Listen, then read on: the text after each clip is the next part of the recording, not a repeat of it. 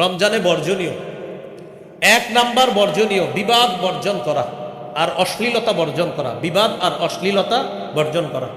সহিহ বুখারীর বর্ণনা 1904 নম্বর হাদিস, 1904। এই হাদিসের মধ্যে আছে রাসূলুল্লাহ সাল্লাল্লাহু আলাইহি সাল্লাম বলেন, ইযা কানা ইয়াউমু সাওমি আহাদিকুম ফালা ইয়ারফুস ওয়ালা ইয়াসখাব ওয়া ফি রিওয়ায়া ওয়ালা ইয়াজহাল। তোমাদের কেউ যখন রোজা রাখবা, রোজা রাখা অবস্থায় কেউ গালি দিবা না, উল্টাপাল্টা কথা বলবা না, মুখে কোনো অশ্লীল বাক্য আনবা না, অশ্লীল কর্ম করবা না। ফাইন সাব্বাহু আহাদুন আও কাতালা, কেউ যদি রোজাদারের সাথে ঝগড়া করে, লড়াই করে, অথবা বাদানুবাদে লিপ্ত হয়, ঝগড়ায় লিপ্ত হয়, ফাল্যাকুল, রোজাদার তখন বলবে ইন্নী সাইম, আমি রোজাদার। বুখারীর অন্য বর্ণনা আসছে আপনি দুইবার বলবেন ইন্নী সাইম, ইন্নী সাইম, আমি রোজাদার, আমি রোজাদার। বুখারীর অন্য বর্ণনা আসছে ফাল্যাকুল ইন্নী সাইমুন মাররাতাইন, সেজন্য দুইবার বলে আমি রোজাদার, আমি রোজাদার। তাহলে বলি এই রমজানে যদি আমাদের সাথে কেউ ঝগড়া করতে আসে, আমরা দুইবার বলে দিব কি, আমি রোজাদার, আমি রোজাদার। আপনি অন্যদিকে যান। আল্লাহ আমাদেরকে ঝগড়া থেকে হেফাজত করেন। 2 নাম্বার, অনর্থক কথাবার্তা বর্জন করা। অনর্থক কথাবার্তা মানে দরকার নাই, শুধু শুধু অনর্থক কথাবার্তা বর্জন করা। সহিহ বুখারীর বর্ণনা 2477 নম্বর হাদিস, রাসূলুল্লাহ সাল্লাল্লাহু আলাইহি সাল্লাম বলেন, ইন্নাল্লাহা কারিহা লাকুম সালাসা, আল্লাহ তোমাদের জন্য 3টি বিষয় অপছন্দ করেছে। প্রিয় মুসলমান ভাইয়েরা, আল্লাহ আমাদের জন্য কয়টি বিষয় অপছন্দ করেছেন? তেইলা ওয়াকাল, 1 নাম্বার অনর্থক কথাবার্তা আল্লাহ অপছন্দ করেছেন। 2 নাম্বার ওয়া ইদাআতাল মাল, সম্পদ নষ্ট করা আল্লাহ অপছন্দ করেছেন। 3 নাম্বার ওয়াকাসরাতাস সুআল, অনর্থক বেশি প্রশ্ন করা আল্লাহ অপছন্দ করেছেন। অনর্থক প্রশ্ন আল্লাহ অপছন্দ করেছেন। এই 3টা বিষয়, এই হলো 2 নাম্বার অনর্থক কথাবার্তা বর্জন করা। 3 নাম্বার বর্জনীয় মিথ্যা কথা বর্জন করা। একটু বাংলা বলি আমার সাথে, বলেন মিথ্যা হলো সমস্ত পাপের আম্মা। মা, সমস্ত পাপের মা কি? মিথ্যা। সমস্ত পাপের মা হলো মিথ্যা কথা বলা।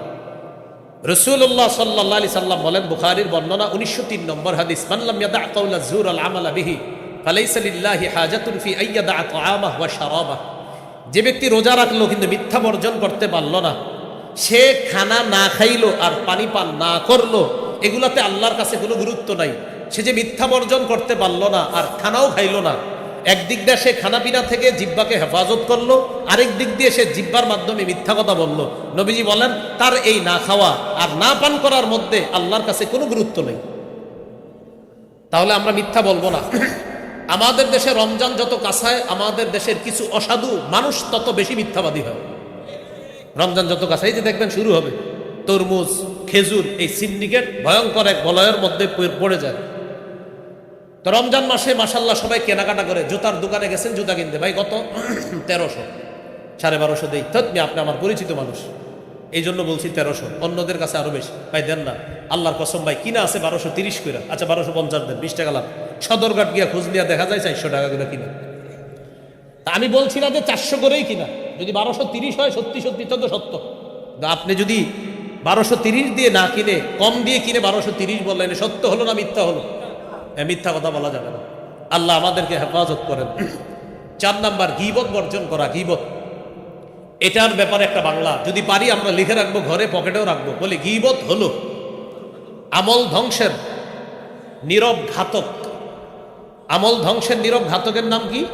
গীবত। হ্যাঁ, বলেন ঘি ভাত দিয়ে মজলিস শুরু হয়, গীবত দিয়ে শেষ হয়। আমাদের পার্সোনাল মজলিসগুলা, পার্সোনাল যে মজলিস, এ মনে করেন 5-6 জনের, ঘি ভাত দিয়ে শুরু হয়। মানে ঘি ভাত ভালো জিনিস, এটা দিয়ে শুরু হয়। একটু পরে বলে ভাই ঘিটা প্রত্যেক আনছেন কমজাত, ওমকে এত খারাপ মানুষ, শুরু হয়ে গেল ঘি ভাত। মানে ঘি কিনছেন কার থেকে? অমুক। ও সে তো সুবিধার লোক না। তাহলে ঘি ভাত দিয়ে শুরু হলো, শেষ হলো ঘি বদ দিয়ে। মানে ঘি ঘ, আর একটা হলো ঘি গ, একটা ভাত আর একটা বত। তো ঘি ভাত ভালো জিনিস, এটা যেতে যেতে হয়ে যায় গীবতের মধ্যে। তো জিহ্বার মধ্যে আপনার গীবত দেখবেন, ঘি ভাত এটাও মজার জিনিস, গীবতও মজা। মজার ব্যাপার দুটোটার জন্য জিহ্বা মজা, খুব মজা। গীবতে কিন্তু অনেক মজা, আবার ঘি ভাত এটাও মজা। তো সবই মজা, এই জন্য এক মজা ভালো আর এক মজা খারাপ। তো গীবত এটা আমল ধ্বংসের নীরব ঘাতক। আল্লাহ আমাদেরকে হেফাজত করেন। এবার একটা গুরুত্বপূর্ণ বিষয়, ঝগড়া করি কি দিয়ে? আচ্ছা, অনর্থক কথা বলি কি দিয়ে? মিথ্যা বলি কি দিয়ে? গীবত করি কি দিয়ে? তাহলে কি বোঝা গেল? ঝগড়াও জিব্বা দিয়ে, গীবতও জিব্বা দিয়ে, মিথ্যাও জিব্বা দিয়ে, অনর্থক কথাও জিব্বা দিয়ে। তাই আজকে থেকে জিব্বাকে অনর্থক কথা থেকে বাঁচাতে হবে, ঝগড়া থেকে বাঁচাতে হবে। তিরমিজি 2616 নম্বর হাদিস, রাসূলুল্লাহ সাল্লাল্লাহু আলাইহি সাল্লাম বলেন, হাল ইয়াকুব্বুন নাস ফিন নারি আলা ওয়ুজুহিহিম আও আলা মানাখিরিহিম ইল্লা হাসাইদু আলসিনাতিহিম। বেশিরভাগ মানুষের মাথাটা নিচে, পাগুলা উপরের দিকে দিয়ে জাহান্নামে নিক্ষেপ করা হবে শুধু জিহ্বার অপরাধের কারণে, শুধু জিহ্বার অপরাধের কারণে। ভাই, আমরা জিহ্বার অপরাধ থেকে নিজেদেরকে বাঁচানোর চেষ্টা করব, আল্লাহ তৌফিক দান করেন। তিরমিজির হাদিস 2406 নম্বর হাদিস, উকবা ইবনে আমির রাদিয়াল্লাহু তাআলা আনহুর বর্ণনা, রাসূলুল্লাহ সাল্লাল্লাহু আলাইহি সাল্লামকে জিজ্ঞাসা করলেন, মান নাজাতু ইয়া রাসূলুল্লাহ, ওগো আল্লাহর নবী, মুক্তির উপায় কি আপনি আপনার কাছে জানতে চাই। নবী বললেন, মুক্তির উপায় তিনটি। মুক্তির উপায় কয়টি? তিনটি। এক, আমসিক আলাইকা লিসানাক, তোমার জিহ্বা তুমি নিয়ন্ত্রণ করবা। দুই নাম্বার, ওয়ালিয়াসাকা বাইতুকা, তোমার ঘর যেন তোমার জন্য প্রশস্ত হয়। আচ্ছা, ঘর প্রশস্ত হওয়া দ্বারা কি উদ্দেশ্য? উদ্দেশ্য হলো কাজ শেষে তাড়াতাড়ি বাসায় আসবেন। আপনি 6টায় বাসায় আসার কথা, রাত 10টা 11টা বাজে স্ত্রী ফোন দেয়, আপনি কোথায়? আপনি বলেন বন্ধুদের সাথে আড্ডা দিচ্ছি। না, আড্ডা দেওয়া যাবে না, হয়তো কাজে, না হয় বাসায়। বাসায় নাই, কাজে থাকবেন, কাজে নাই, বাসায় থাকবেন। কারণ আপনি স্ত্রীর সামনে, সন্তানের সামনে, মা বাবার সামনে এই গুণাগুলা করতে পারবেন না যেগুলা বন্ধুদের সাথে আপনি বাহিরে করতে পারবেন। তাই নবীজি বললেন, 2 নাম্বার, তোমার ঘর যেন তোমার জন্য প্রশস্ত হয়। তো 1 নাম্বার, তোমার জবান নিয়ন্ত্রণ করবা। 2 নাম্বার, তোমার ঘর যেন তোমার জন্য প্রশস্ত হয়। 3 নাম্বার, ওয়াবকি আলা খাতিআতিক, তুমি গুনাহের জন্য কান্নাকাটি করবা। দেখেন, এই 3টার মধ্যে একটা হলো জিহ্বা নিয়ন্ত্রণ করা। তাহলে ঝগড়া হয় জিহ্বা দিয়ে। হাদিসে আসছে, আস-সাওমু জুন্নাহ, রোজা হলো জাহান্নাম থেকে বাঁচার ঢাল। এই ঢালকে যদি ছিদ্র করা না হয়, রোজা নামক ঢাল ছিদ্র হয় বিশেষত 2টি অপরাধের কারণে। একটা হলো মিথ্যা কথা, আর একটা গীবত। আর হাদিস থেকে জানলাম বেশিরভাগ মানুষ জাহান্নামে যায় জিহ্বার কারণে। এবার আমার সাথে একটু সবকের মতো বলি, ওলামা হযরতরা না, শুধু আপনারা বলেন তো, রোজা নামক ঢাল ছিদ্র হয় কয় অপরাধে? কি কি? মিথ্যা, গীবত। মিথ্যা গীবত হয় কি দিয়ে? আর জিহ্বার কারণে বেশিরভাগ মানুষ কোথায় যায়? জাহান্নামে যায়। তো এই জন্য আমরা জিহ্বাটাকে নিয়ন্ত্রণ করব, আল্লাহ তৌফিক দান করেন। তিরমিজির হাদিস 2410 নম্বর হাদিস, রাসূলুল্লাহ সাল্লাল্লাহু আলাইহি সাল্লামের সাহাবী সুফিয়ান রাদিয়াল্লাহু তাআলা নবীজিকে জিজ্ঞাসা করলেন, মা আখওয়াফু মা তাখাফু আলাইয়া ইয়া রাসূলুল্লাহ, হুজুর, আমার ব্যাপারে সবচেয়ে বিপজ্জনক বিষয় কোনটা মনে করেন? আখাযা বিলিসানি নাফসি, নবী নিজের জিহ্বা মুবারক ধরে বললেন, হাদা, এটা এটা এটা, আমি তোমার জন্য সবচেয়ে বিপজ্জনক মনে করি এটা। এই জন্য ভাই, জিহ্বা বড় ভয়ঙ্কর জিনিস। এটা এমন ভয়ঙ্কর যে এক কথায় সাজানো সংসার তছনছ হয়ে যায়, এক কথায় সব কিছু উলট পালট হয়ে গেল। এমন ঘটনা আমাদের দেশেও কিন্তু ঘটছে। এই জন্য আপনার জিহ্বাকে নিয়ন্ত্রণ করা, আল্লাহ হেফাজত করেন।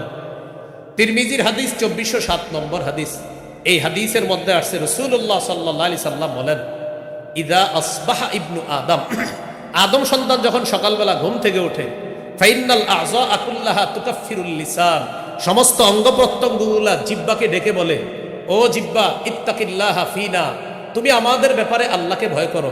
ফাইন্নামা নাহনু বিকা, আমরা তোমার দ্বারাই নিয়ন্ত্রিত। জিহ্বা, তুমি আমাদের ব্যাপারে আল্লাহকে ভয় করো, আমরা তোমার মাধ্যমে নিয়ন্ত্রিত। ফাইন ইস্তাকামতা ইস্তাকামনা, তুমি সোজা থাকলে আমরা সোজা। ওয়া ইন ওয়াজাজতা ওয়াজাজনা, তুমি বাঁকা হলে আমরা বাঁকা। বলি তো ভাই, রোজা নামক ঢাল ছিদ্র হয় কয় অপরাধে? কি কি? গীবত, মিথ্যা হয় কি দিয়ে? সমস্ত অঙ্গ। বস মানে কাকে? জিহ্বাকে। হ্যাঁ, জিহ্বাকে। প্রতিদিন সকালে বলে, জিহ্বা, তুমি আমাদের বস, তুমি ঠিক থাকবা, আমরা ঠিক, তুমি বাঁকা হবা, আমরা বাঁকা। তিরমিজি 2408 নম্বর হাদিস দিয়ে শেষ করছি। রাসূলুল্লাহ সাল্লাল্লাহু আলাইহি সাল্লাম বলেন, মান ইয়াতাকাফফালু লি মা বাইনা লাহইহি ওয়া মা বাইনা রিজলাই আতাকাফফালু লাহু বিল জান্নাহ, যে ব্যক্তি 2 চোয়ালের মাঝে জিহ্বা আর 2 রানের মাঝে লজ্জাস্থানে 2টা অঙ্গের নিশ্চয়তা আমাকে দেয় যে সে গুনাহ করে না, আতাকাফফালু লাহু বিল জান্নাহ, আমি তাকে জান্নাতে নেওয়ার জিম্মাদার হয়ে যাব। তাহলে কয়টা বর্জনীয় শুনলাম? 4টা। ও আরো 2টা বাকি আছে, দাঁড়ান। 1 নাম্বার, ঝগড়া বর্জন করা। 2 নাম্বার, অনর্থক কথা বর্জন করা। 3, মিথ্যা বর্জন করা। 4, গীবত বর্জন করা।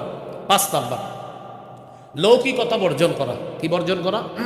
লোক দেখানো ইবাদত বর্জন করা।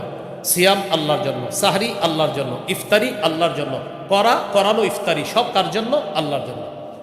বুলুগুল মারাম হাদিসের একটা কিতাব, এই কিতাবের 440 নম্বর হাদিসের বর্ণনা। রাসূলুল্লাহ সাল্লাল্লাহু আলাইহি সাল্লাম বলেন, ইন্না আখওয়াফা মা আখাফু আলাইকুম আশ-শিরকুল আসগর আর-রিয়া। তোমাদের ব্যাপারে আমি সবচেয়ে আশঙ্কা করি ছোট শিরিকের। সেই ছোট শিরিক হলো লোক দেখানো ইবাদত করা। আল্লাহ আমাদেরকে লোক দেখানো ইবাদত করা থেকে হেফাজত করেন। হাদিসের একটা কিতাব আছে সহিহ ইবনে খুজাইমা, এই কিতাবের 2 নম্বর খণ্ড 140 নম্বর পৃষ্ঠা। রাসূলুল্লাহ সাল্লাল্লাহু আলাইহি ওয়াসাল্লাম বলেন, শোনো তোমরা ইয়াকুম আশ-শিরকাস সারাইর, তোমরা গোপন শিরিক থেকে বাঁচো। সাহাবীরা বললেন, হুজুর গোপন শিরিক কি?